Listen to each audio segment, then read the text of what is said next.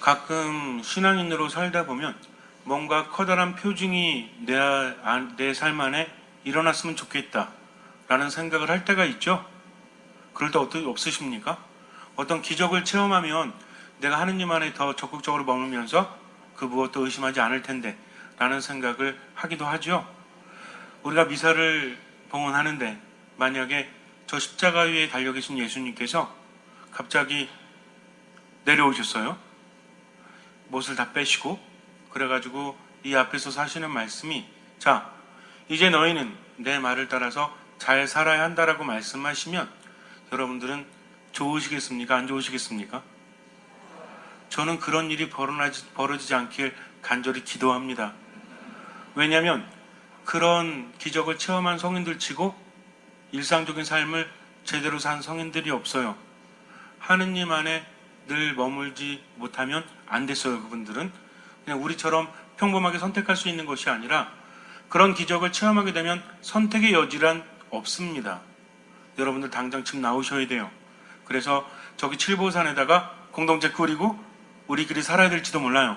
왜? 하늘의 영광을 이미 체험했기 때문에. 만약에 그런 기적이 일어난다면 죄를 지을 수 있을까요? 없을까요? 죄를 지으면 큰일 나는 거죠. 지금처럼 마음껏 미워하면서 뉘우치면 될 것 같아요?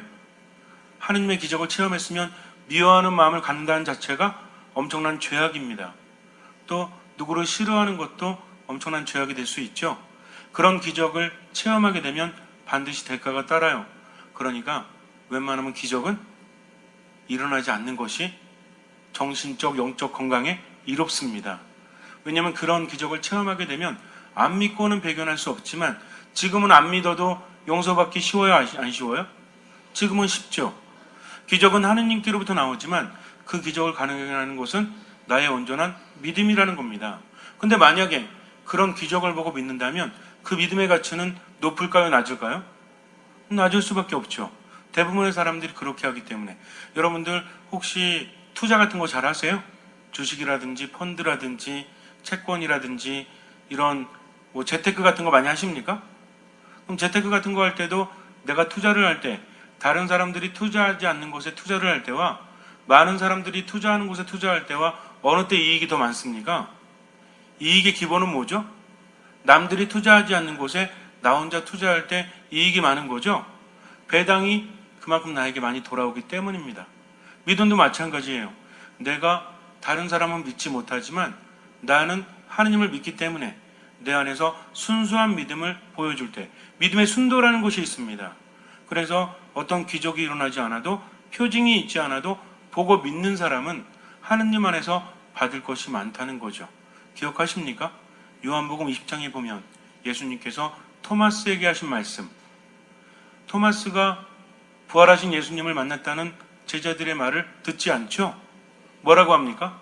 내 눈으로 그분의 상처를 직접 보고 내 손을 그분 옆구리에 손에 넣어보지 않고는 믿지 못하겠소 라고 말을 합니다. 그러고 나서 여드레가 지났을 때 예수님께서 그들 가운데 다시 한번 나타나시죠? 문이 모두 잠겨져 있었는데 제자들은 깜짝 놀라지 않습니까? 거기에 토마스도 있었어요. 근데 예수님께서 뭐라고 하십니까? 토마스에게, 자, 내 상처를 보고 내 손을 여기에 넣어보아라. 그리고 보고 믿어라 라고 말씀하십니다. 그랬더니 토마 사도가 어떻게 합니까? 넣어봐요? 저의 주님, 저의 하느님, 이렇게 고백하죠. 그랬더니 예수님께서 뭐라고 하십니까? 너는 나를 보고서야 믿느냐? 나를 보지 않고도 믿는 사람은 행복하다라고 말씀하십니다. 믿음이라는 것은 이런 거예요. 이런 거 저런 거 다 따져보고 나서 믿는 것이 아니라 나의 하느님이시기 때문에 전적으로 나보다 나를 더 사랑하시기 때문에 온전히 믿는 거죠. 여러분들은 하느님을 믿으십니까? 그분의 존재를 믿고 그분이 나보다 더 나를 사랑하신다는 것을 믿으십니까? 이런 믿음의 증거는 우리들 삶 안에 얼마든지 있어요. 그런데 살다 보니까 그분을 느끼지 못하니까 어떤 생각해요? 좀 삶이 좀 풀리지 않고 뭔가 답답할 때는 점 좀 볼까? 라는 생각을 하기도 하죠. 그래서 어디 가요? 청담동은 못 가더라도 주변에 무슨 보살, 심지어는 예수 보살도 있죠? 베드로 보살, 바오로 보살도 있대요. 그래서 거기 가가지고 점을 보니 시원합니까?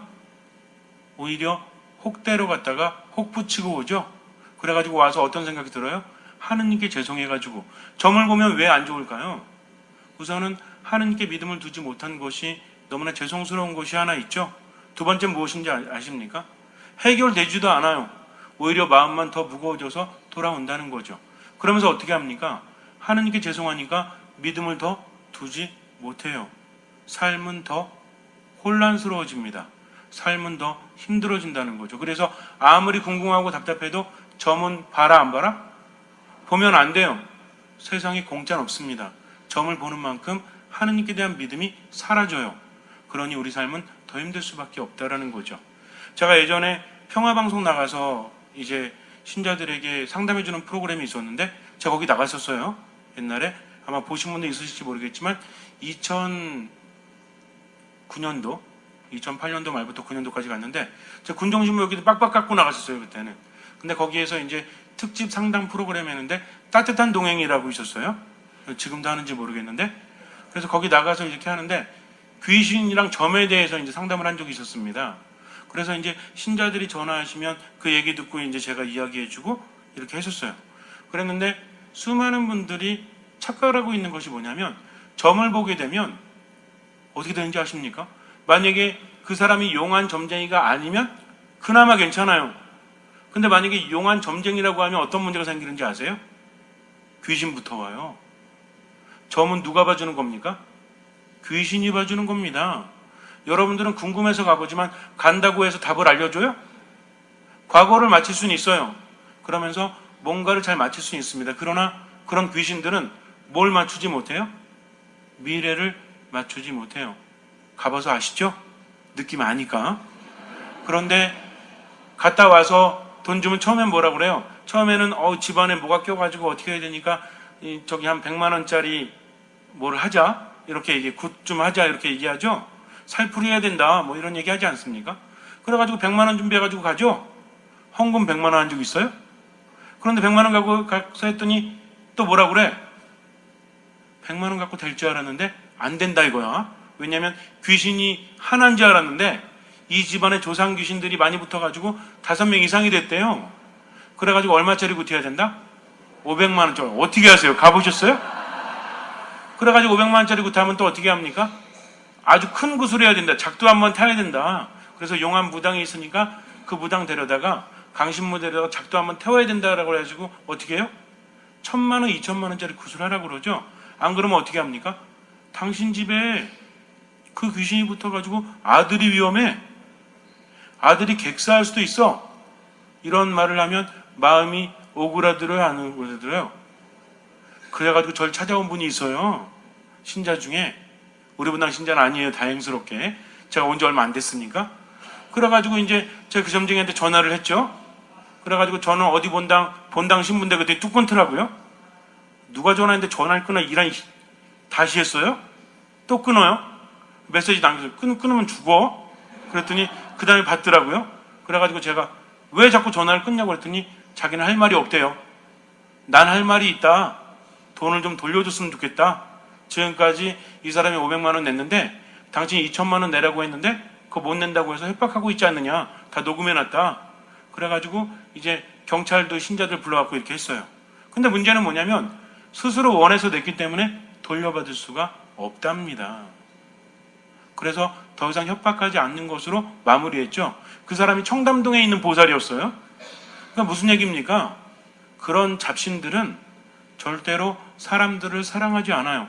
그러나 하느님은 사랑하시니까 어때요? 배반해도 또 데리고 오고 배반해도 또 데리고 오고 사랑하고 안가품하지 않으시죠? 잡신들은 안가품해요. 잘못 갔다가 귀신부터 오면. 그래가지고 심지어는 어떤 분은 장당 50만 원짜리 부적 붙여놓고 나중에 뛰려고 하니까 뭐 맞을까봐? 급살 맞을까봐 못 뛰죠? 그러고 나서 누구 보고 뛰어달래? 저 보고 뛰어달래요. 그래가지고 가서 제가 다 뛴 적 있어. 저는 급살 맞아도 되나 보죠?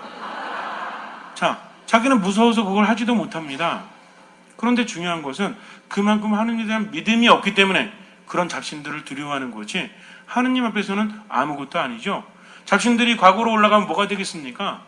귀신 들린 사람들. 근데 예수님께서 뭐라고 하셨어요? 그 사람에게서 썩 나가거라라고 말씀하십니다. 이로우면 붙어 있으라고 하지 이롭지 않기 때문에 영혼을 갉아먹기 때문이죠. 자유가 없어집니다. 여러분들 귀신 들리면 우선 자유가 없어져요. 내 마음대로 살아가지 못해요. 그러나 하느님께서는 나를 사랑하시기 때문에 하느님을 잡신으로 만들지 마세요. 가끔 보면은 하느님을 시험하는 분들이 있어요. 내가 성당에 안 나간다고 벌 주시나? 벌 안 주시죠. 왜? 능력이 없어서? 하느님이 그렇게 수준 낮은 그런 잡신인지 아십니까? 그분은 무엇입니까? 하느님은 사랑이십니다. 사랑 자체시라는 거죠. 근데 우리가 좀 안 믿고 좀 어긋난다고 해서 그때마다 벌 주시고 이런 분은 그분이 사랑이시겠습니까? 아니라는 거죠. 기다려 주십니다. 근데 문제는 뭐냐면 하느님으로부터 멀어지게 되면 내 안에 징후가 나타난다고 했죠. 벌을 받지 않아도 그 자체가 벌이 돼요. 제가 여러분에게 고해성사 볼 때 읽어보시라고 편지를 썼지만 물고기가 물 안에 있지 않고 밖으로 나가게 되면 물이 벌하지 않아도 스스로 어떻게 돼요? 스스로 죽어갑니다. 왜? 물이 벌 줬어요? 아니거든요. 물을 떠나서는 살아갈 수 없기 때문이죠. 전자제품들도 코드를 꽂지 않으면 작동을 해야 안 해요? 작동을 왜 하지 않습니까? 그렇죠. 중요한 건 죄에 대한 벌이라는 것은 하느님께서 주지 않으셔도 스스로 그렇게 돼버리기 때문에 이게 문제라는 거죠. 그래서 하느님 떠나서 냉담 오래 하게 되면 뭐가 망가져요? 영혼이 망가집니다. 영혼이 생기를 잃어가요. 그러다 보니까 삶이 활기차집니까? 아니면 삶이 무의미해집니까? 무의미해진다는 겁니다. 삶이 공허해진다는 거죠. 뭘 해도 재미가 있어요? 없어요? 재미가 없죠. 무엇이 사라지니까? 하느님 안에 있을 때만 누릴 수 있는 것인데 하느님 안에 있지 않으면 점점 뭐가 사라져요? 그렇죠. 희망이 사라지기 때문입니다. 그러니까 앞날에 대한 기대가 없어요. 그래서 그냥 죽지 못해 살아갈지도 몰라요. 그러다가 어느 날 성당에 오면 눈물이 하염없이 내리죠? 왜 이런지 몰라요. 그저 마음이 편하니까 이제는 하느님 안에 머물러서 더 이상은 떠나지 않겠다라고 결심하죠. 근데 결심은 개뿔. 좀 지나면 좀 힘들면 또 어때? 또 성당 안 나와. 그러면서 또 밖에서 냉담하면서 하느님 멀리 떨어져 있죠? 그러다 또 와가지고 또 눈물을 흘리면서 하느님 이러면 또 하느님 또 어떠세요? 또 받아주세요. 근데 또 있다가 또 어때요? 또 자기가 나가. 가끔 보면 어떤 분이 그래요. 아니 왜 이렇게 힘듭니까? 하느님을 믿고 있는데 왜 이렇게 힘들죠? 제가 물어요. 정말 믿으세요? 예, 믿습니다. 믿음이 무엇입니까? 그냥 믿는 게 믿음이지 뭘. 아닙니다. 믿음이라는 것은 아무나 말할 수 있는 것이 아니라는 거죠. 눈앞에 있는 하느님도 알아보지 못하면 그 사람은 믿음이 없는 겁니다. 계속해서 이어지는 복음들, 요한복음 안에서 늘 면면이 이어지는 그 흐름들이 우리를 참으로 마음 아프게 해요. 요한복음이 좀 어렵죠? 예수님께서 무슨 말씀하시는지 잘 알아들을 수도 없고 오늘도 그렇지 않습니까? 내 말을 지키는 이는 영원히 죽음을 보지 않을 것이다. 그랬더니 그걸 듣던 유다인들이 뭐라고 합니까? 우리는 이제 당신이 마귀 들렸다는 것을 알겠어. 아니 당신이 몇 살인데 아브라함도 죽고 예언자도 죽고 다 죽었죠? 근데 당신 말 믿으면 안 죽는다고? 말이 됩니까 안 됩니까? 말이 돼요 안 돼요?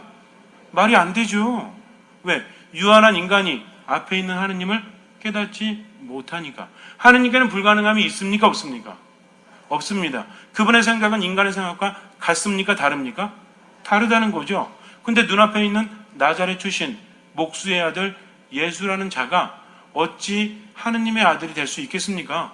고작 해야 50살도 안 되었는데 예수님께서 몇 살 때 돌아가셨죠? 33살에. 여러분 예수님께서 30대인 것 같죠? 그 중에 의하면 40대래요.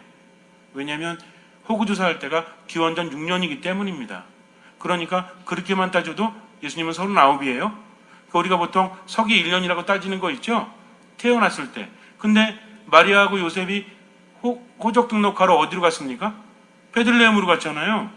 이 호구조사가 떨어진 곳이 언제냐면 기원전 6년입니다. 그러니까 그때 움직일 때가 6년이니까 예수님께서 태어나시거나 33살에 돌아가셨다고 할지라도 몇 살? 39이라는 거죠. 근데 33이라는 것은 의미 있는 숫자고 보통 40이 넘어야만 어떤 스승으로서 제대로 역할할 수 있기 때문에 예수님께서 공생활하신 것은 3년으로 확실하게 보되 그분이 몇 살에 돌아가셨는지는 한 40대 중반쯤 될 것이다라고 학자들은 이야기하고 있죠. 어쨌든 그러니까 오늘 복음에서도 그 힌트를 볼 수 있죠. 당신이 몇 살도 안 됐는데 만약에 예수님께서 30대였다면 사람들이 뭐라고 했을까요? 아니 아직 40도 안 된 사람이 이렇게 말했겠지만 40은 넘었을 거다라고 짐작하는 이유 중에 하나가 바로 이 말씀 때문에 그래요.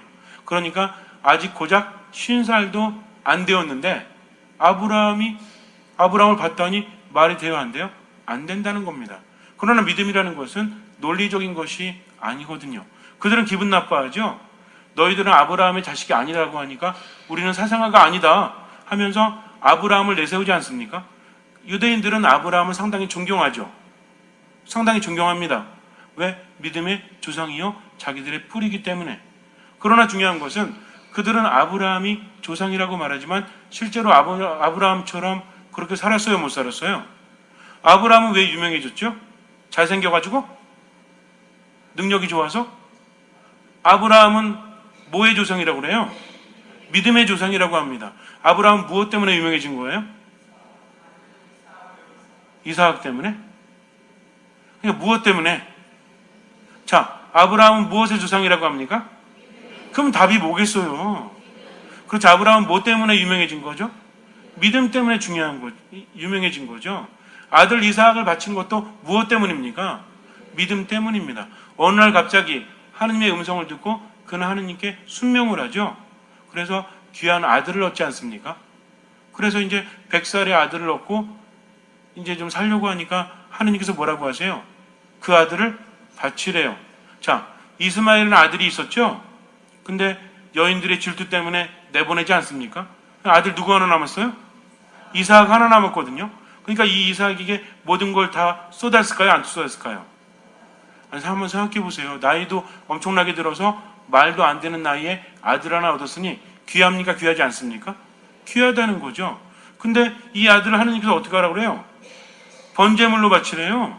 그냥 바치라고 하는 것도 아니고 번제물이 뭡니까? 그냥 태우면 되는 줄 아세요? 배를 갈라서 내장을 꺼집어내고 불로 태워야 됩니다. 그러면서 누구 보고 바치래요? 아브라함 자신 보러 바치래요.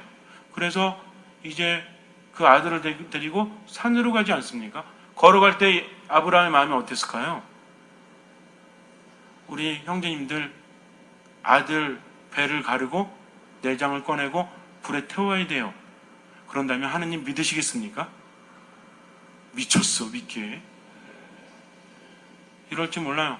그럼 그때는 지금보다 아들이 중요하지 않아서 지금보다 더 귀한 시대입니다. 어쩌면 하느님을 거부했을지도 몰라요. 그러나 아브라함은 어떻게 생각합니까? 하느님께서 주신 나의 아들이니까 내가 마음이 아파도 그분이 달라고 하시니까 드릴 수밖에 없다. 그분이 어떤 말씀을 하시는지에 따라서 선택하는 건 믿음이 아닙니다. 때로는 말이 안 돼도 이성적으로 이해할 수 없어도 하느님의 말씀이기 때문에 따르는 것이 믿음이라는 거죠. 우린 결과적으로 보죠. 하느님께서 이삭을 살렸다는 것을 알고 있지 않습니까? 근데 아브라함도 알았어요? 하느님께서 아브라함한테 자, 네 아들을 번제물로 바쳐라. 헤이, 뭐 다 알아요, 다 알아. 아유, 마지막 가가지고 말리실 거죠? 이런 생각을 했을까요? 전혀 하지 못해요. 왜? 그분이 하신 일을 보았기 때문입니다. 소돔과 고모라도 엄청나게 당하죠. 하느님께서 칼을 드시면, 하느님께서 손을 드시면 어떻게 치시는지 그는 알고 있어요. 그러니 그분이 평상시에 농담했을까요? 하느님께서 나타나셔가지고 아브라함한테 자, 아브라함아, 오늘 재밌는 얘기 하나 들려줄게. 옛날에 체불하면서 살았는데 이런 얘기 하셨어요? 정말 중요한 말씀이 있을 때마다 그 앞에 나타났죠. 그분은 농담하시는 분이 아니에요. 아니, 성경 어디에 하느님께서 농담으로 나타나서 하신 말씀이 있습니까? 그러니까 너의 아들을 번제물로 바치란 얘기는 그분의 지엄하신 명령입니다. 따르느냐 따르지 않느냐. 이걸 인간적으로 이해할 수 있다? 사실은 신앙을 갖지 않은 많은 사람들이 뭐라고 얘기하는지 아세요? 그리스도교는 이해할 수 없다. 왜 이해할 수 없냐? 어떻게 아들을 바치라는데 그 아들을 바치러 산에 데려간 아버지가 성인이 되냐? 이런 종교라면 우리는 안 믿겠다라고 그래요. 당연히 믿을 수 없겠죠. 왜? 믿음이라는 것은 모두가 인정하는 것을 믿는 것은 아니기 때문에 그래요. 선택받은 사람만 믿을 수 있습니다. 믿음이라는 것은 제가 한번 이야기했죠. 어원적으로 나의 무엇을 드리는 거다? 나의 심장을. 자, 모두 함께 해보세요. 심장. 믿음이라는 말 나중에 제가 이제 기회가 있을 때 여러분께 주보에 한번 낼게요. 그런데 이것이 라틴어로 뭐냐면 내 심장을 드린다라는 뜻이 믿는다라는 뜻입니다. 심장이란 건 뭐예요? 생명이죠. 심장은 가장 중요하지 않습니까? 모든 사람이 죽는 게 다 똑같죠. 마지막은 뭐예요? 심장이 멈추면 죽는 거잖아요. 뇌사가 됐든 교통사고가 됐든 무엇이든지 간에 인간의 생명이 살아있느냐 살아있지 않느냐는 뭐가 멈추고 뛰느냐에 따라 달라집니까? 심장에 따라서 달라진다는 거죠. 그런데 믿음이라는 것은 이 심장을 드리는 거래요. 이해한다고 드렸다가 이해 못하면 안 드리는 게 심장입니까? 이런 게 아니라 어떠한 경우에라도 내 심장을 드리는 것이 믿음이다. 그러니까 조건이 붙으면 믿음이다 아니다? 믿음이 아니라는 거죠. 남들은 이해할 수 없지만 네 아들을 바쳐라 하면 아브라함은 어떻게 됩니까? 미치고 팔짝 뛸 것 같아도 이해할 수 없어서 눈물이 앞을 가려도 너무나 화가 나서 견딜 수 없어도 그분의 말씀이니까 어떻게 하면 돼요? 따라야 됩니다. 온전히 따르는 것이 믿음이었다는 거죠. 이해하고 따랐을까요? 그렇지 않아요. 이해되지 않아도 그분의 말씀이기 때문에. 이랬던 사람이 누구예요? 아브라함입니다. 이것이 믿음이라는 거죠. 근데 지금 예수님의 말씀을 듣지 않고 있는 이 사람들은 예수님께 뭘 요구해요? 표징을 요구하고 있습니다. 그동안 예수님께서 보이신 기적들을 봐서라도 믿을 수 있어야죠. 예수님께서 뭐라고 하십니까? 요한복음 14장에서 뭐라고 하시죠? 내가 아버지 안에 있고 아버지께서 내 안에 계신다는 것을 믿어라. 믿지 못하겠거든 뭘 봐서라도 믿어라? 내가 한 일들을 봐서라도 믿어라라고 말씀하십니다. 지금 우리가 요한복음 묵상하고 있거든요. 그러니까 예수님께서는 기적을 보여주셨죠? 요한복음에 7가지 기적이 나오는데 처음의 기적이 뭡니까? 가나에서 혼인잔치, 물로써 포도주를 만든 것이 첫 번째 기적이죠. 마지막 7번째 기적은 뭐예요? 라자로를 살리신 기적. 나머지 2번째부터 6번째까지는 찾아보세요. 7개뿐이 안 돼요. 그거 찾고 나면 요한복음을 좀 이렇게 좀 통달할 수 있겠죠. 통달까지는 아니더라도 큰 획을 볼 수는 있겠죠. 자, 그렇다면 이렇게 기적을 많이 보여주셨던 거죠. 7가지만 보여준 것이 아니라 7가지를 요한복음사가는 편집을 한 겁니다. 그러니까 예수님께서는 엄청나게 많은 기적을 보여주셨다는 거죠. 그 중에서 7가지를 추려서 뭐라고 부른다? 표징이라고 부른다. 표징은 무엇입니까? 단순한 기적이 아니라 뭔가를 의미하는 거죠. 유다인들이 예수님께 뭘 요구했어요? 계속 하늘에서 오는 표징을 요구하지 않습니까? 근데 이미 예수님께서는 표징을 보여주셨어요? 안 보여주셨어요? 보여주셨습니다. 단지 그들이 마음에 들어하지 않으니까. 왜? 안 믿고 싶으니까. 그러니까 이런 기적 보여주면 뭐라고 그래요? 이거 말고 딴 거. 딴 기적 보여주면 또 뭐라고 그래요? 그거 말고 요거. 그들의 마음은 이미 믿으려고 하지 않고 자기가 이해하려고 했죠. 자기 위주로 판단하지 않았습니까? 근데 아브라함은 어땠어요? 아브라함은 자기 위주로 판단했어요? 아니면 자기 생각 상관없이 하느님의 말씀을 따랐습니까? 하느님의 말씀을 따랐잖아요. 근데 그런 아브라함이 자신의 조상이라고 하면서 유다인들이 하는 짓은 뭐예요? 눈앞에 있는 기적을 보고도 믿으려고 하지 않는다는 거죠. 근데 예수님은 포기도 안 하시고 늘 뭐라고 말씀하세요? 알아듣지도 못하는 사람들에게 계속 말씀하시지 않습니까? 믿어라, 믿어라, 제발 믿어라. 내가 이 말을 하는 것은 라자로 살렸을 때도 그러셨잖아요. 내가 이렇게 하느님께 감사기도 하지 않아도 내가 청하는 것을 하느님께서는 들어주신다. 근데 이렇게 말하는 것은 무엇 때문이다? 너희들이 보고 믿게 하려는 거다. 이렇게 말씀하시지 않습니까? 예수님께서 라자로 살리실 때도 치밀한 계획하에 움직이셨죠? 원래는 멀리서 살릴 수 있었는데 지난주 복음이었잖아요. 근데 예수님께서 이틀을 민기적거리시다가 며칠 만에 가십니까? 자, 지금도 사흘이라 그러면 안 되죠. 지난주에 들으셨죠? 왜 나흘인지 아시죠? 왜 나흘이에요? 나흘이 돼야 사람은 완전히 죽으니까. 그러니까 나흘이 되어서야 죽은 사람은 살려야 유다인들이 믿으니까. 만약에 이틀이나 하루나 사흘 만에 살렸으면 뭐라 그래요? 안 죽었을 거야. 그냥 영혼이 사흘 동안 붙어 있으니까 살아났겠지 하면서 예수님의 기적을 믿으려고 해요? 안 믿으려고 해요? 안 믿으려고 할 수도 있잖아요. 그러니까 예수님께서는 확실하게 죽은 지 나흘 후에야 그를 살리십니다. 왜 그랬을까요? 그렇게 보아서라도 믿으라는 거죠. 그런데도 믿지 못합니다. 그렇다면 우리는요? 살아가면서 조금 힘들면 하느님 믿지 못하고 조금 괴로우면 그분께 믿음을 두지 못하잖아요. 내가 하느님을 믿는데 왜 이런 일이 벌어지냐고 생각하죠. 그러나 진짜 믿는 사람은 어떤지 아세요? 이런 일이 있음에도 불구하고 하느님께서 함께 하시니 저는 행복합니다 하면서 믿음을 두고 내 삶을 살아간다는 거죠. 믿음이라는 것은 무엇을 드린다 했습니까? 심장을 드린다 했죠. 그럼 혼자 평가하고 있습니까? 온전히 따르고 있습니까? 만약에 하느님을 믿는데 왜 나에게 이런 일이 벌어지냐고 하는 사람은 그 사람은 평가하는 거예요? 아니면 믿는 거예요? 그 사람은 평가하는 겁니다. 그러나 그럼에도 불구하고 나를 너무나 사랑하시는 주님께서 이끌어 주시겠지 하면서 죽기까지 순명한다면 그것이 바로 믿음이라는 거죠. 그래서 믿음이 있는 사람은 판단합니까? 판단하지 않습니까? 판단하지 않아요. 어떤 일이 있어도 누구의 뜻대로? 하느님의 뜻대로 살아갑니다. 왜? 그분을 온전히 믿고 신뢰하기 때문이죠. 그분은 나보다 더 나를 사랑하시는 분, 바로 말씀을 통해서 우리에게 알려주셨기 때문입니다. 이런 믿음을 가지고 살아가는 사람은 엄청난 투자 수익을 올려요. 왜? 남들은 믿지 않으니까. 사람들은 넓은 문으로 들어가려고 합니까? 좁은 문으로 들어가려고 합니까? 왜 넓은 문이죠? 들어가기 쉬우니까. 그러나 정말 힘들고 괴롭고 어려운 상황에서도 하느님 믿는 것은 어려운 일이에요? 쉬운 일이에요? 어려운 일이죠. 그래서 남들은 다 안 하지만 나는 믿음을 두고 최선을 다해 살아가는 것은 어느 문으로 들어가는 겁니까? 좁은 문. 좁은 문으로 들어가면 어디 이른다고 그랬죠? 자, 구원에 이른다 했습니다. 그러나 넓은 문은 어디 이른다 했죠? 멸망에 이른다 했습니다. 요거는 우리 임의대로 외우면 안 되겠죠? 성경에 나오니까. 자, 좁은 문으로 들어가면 어디 이른다? 구원에 이른다. 넓은 문으로 들어가면 어디 이른다? 멸망에 이른다. 그럼 여러분들은 어떤 문으로 들어가시겠습니까? 파스칼이 이런 얘기를 했어요. 나는 믿습니다. 어떤 사람이 물어요. 야, 너 만약에 그렇게 믿고 있다가 나중에 하느님 안 계시면 어떡할래? 그럼 파스칼이 대답해요. 파스칼이 누군지 아세요?